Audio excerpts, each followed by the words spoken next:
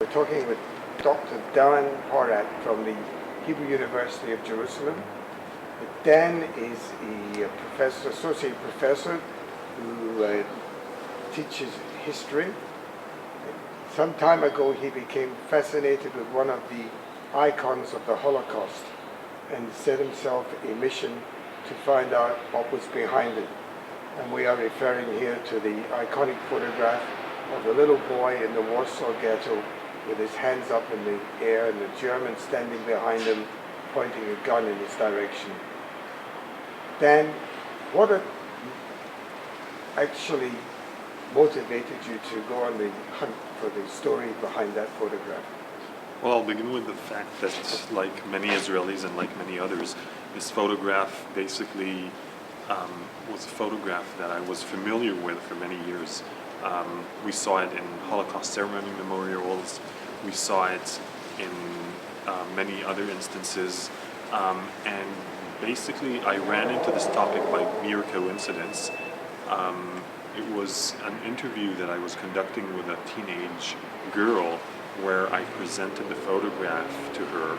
And as I placed the photograph on the table, she basically said very clearly, I know this man, and he basically is a relative of mine. That took me by complete surprise. Which man are we talking about? We're talking about, she actually pointed at a child and said, I know this child. And he grew up to be a man and he survived the Holocaust. And I basically know him, and that totally intrigued me, and I began to investigate the story behind the photograph of this little boy. Had that man claimed ownership of that photograph? That man, I do not know if he claimed ownership, but he did put forward the argument that he's the little boy in the photograph. Just like he has done that, as I learned over time, there were a few others who also claimed to be the little boy in the photograph.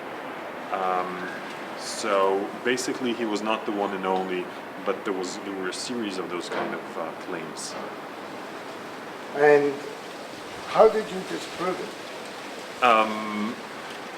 Well, that's a complex question. I'm not disproving their story. That should not be mistaken. I accept every detail of their story as true.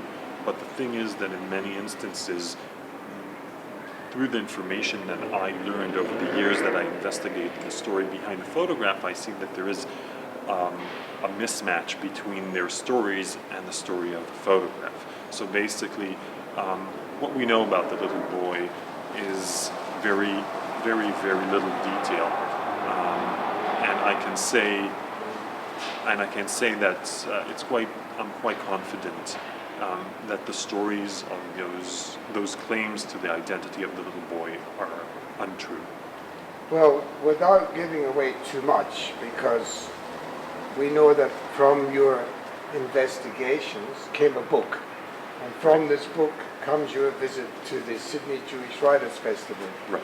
And we will leave the results of your investigations to your address at the festival.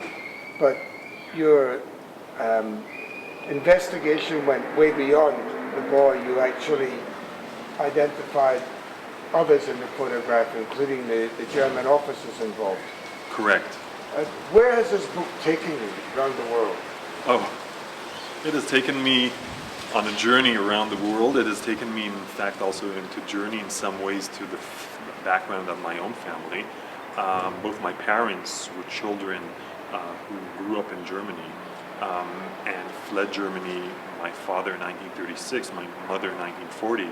And in fact, were they not to flee, I assume that the story of the little boy would have been their story, and I would not be sitting here in Sydney and telling this story to you. I was, in my investigations, searching for the story of the little boy. I basically traveled to Poland, to Germany, to the United States. Of course, Israel, Jerusalem was Yad Vashem was an important resource, and I was in touch with people from all over the world,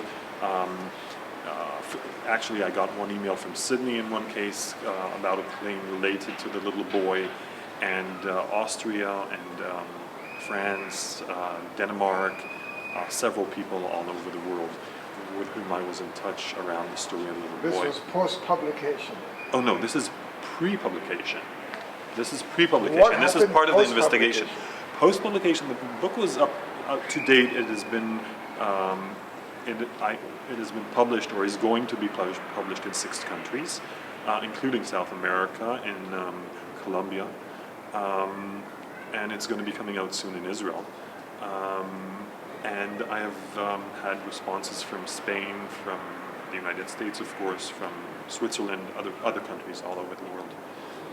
It's been quite an experience to see how much this is the opportunity, how much one photograph can change people's connections and create connections. You've met a lot of Jews during your travels.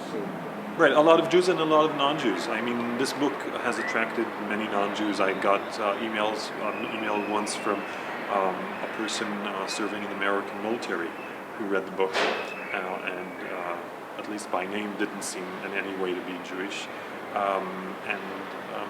I also got hate mail from Palestinians, but that's part and parcel of the story. If we can just focus on the Jews Okay, sure. that you've met for a second. How many Jews had never seen the photograph before? Not one, I believe. I think, at least from those that I spoke to, I don't know if that's a representative sample, but they all identify the photograph. This photograph is basically etched in many ways on our psyche, I think. It is, for us, the symbol of the Holocaust, and it is something we grow up with, but usually don't know the story behind it. And I have attempted to at least give a certain part of the story that's behind this photograph. And have you had a lot of feedback and from the book itself? Have more leads come out of the book itself? About the fate of the little Yes. child? No. In fact, in that sense, I think I've come to the right conclusion. And the story basically hasn't changed. Here and there are 1 or 2 small details, but nothing of great significance that have changed over time. Unfortunately, the story is a story. In fact, it's important for me to point out that while I investigated the story of the little boy, there's a little girl in the photograph too, and she's just as important. And those children that are not in the frame of the photograph are just as important too. When we investigate the story of this little boy, we're basically looking into the story not of one little boy, basically of many, many children, thousands and tens of thousands who were killed. And this just gives us, through one identifiable icon, the story of many, many children who died, and also those who survived, at least to understand in some way a portion of the horrific experiences they went through there. It's 2012 then. The Holocaust generation is slowly but surely dying out. Jews are reasonably comfortably settled in the Western world today. The new generation is coming up. You're a history teacher. Does our little boy feature in their curriculum? Is he at risk of being forgotten? You know, historians deal with the past, and in that sense it's very difficult for me to predict the future. I can say that in my mind it is of great significance and importance to maintain and to remember this little boy as any other little boy, primarily by learning and investigating the why question. Why did this happen? What brought humans to treat humans in such a unhuman way? And in that sense, it's been that's what I see as the message to carry on from this photograph. Basically, we have a duty to learn and understand the why question and understand how this has come about, because it can come about again. And it is important for us to learn our weaknesses and to understand where we can try and be better in the future. We're dealing with a writers' festival, consequently we're dealing with books. Leading on from what we've just discussed, is there a book to be written for children featuring our little boy and his unknown fate? I believe so. I will say that this, one of the encounters I had in the United States was with a teenager who came to one of my book talks. And I was quite surprised to see that a teenager was reading the book. And in fact, as I spoke with my editor, he was totally convinced that this book was completely appropriate for teenagers, and was actually engaging and would engage them in getting into the story. Possibly a new version for younger children. If ever comes an offer, I'd be happy to do that, but I need to sit and wait. I'm currently working on a new book, and What's Dan Porat working on today? ooh, this is a heavy topic. This is a topic of a book that's going to focus on a set of 30 to 40 trials that took place in the 1950s and 1960s, in which Israel prosecuted Jewish policemen and Jewish capos that assisted the Nazis. This is an unknown story, and it is a very difficult and tragic story. And I am trying to find a way to do it in a way that will engage the audience, in a way that will touch on the moral dilemmas that face these Jews who participated in one way or another in the destruction of the European Jewry. So it's a great challenge. I'm almost 2 years into the project, and I still don't see the light at the end of the tunnel, but I hope from my previous experience that it will come at some point.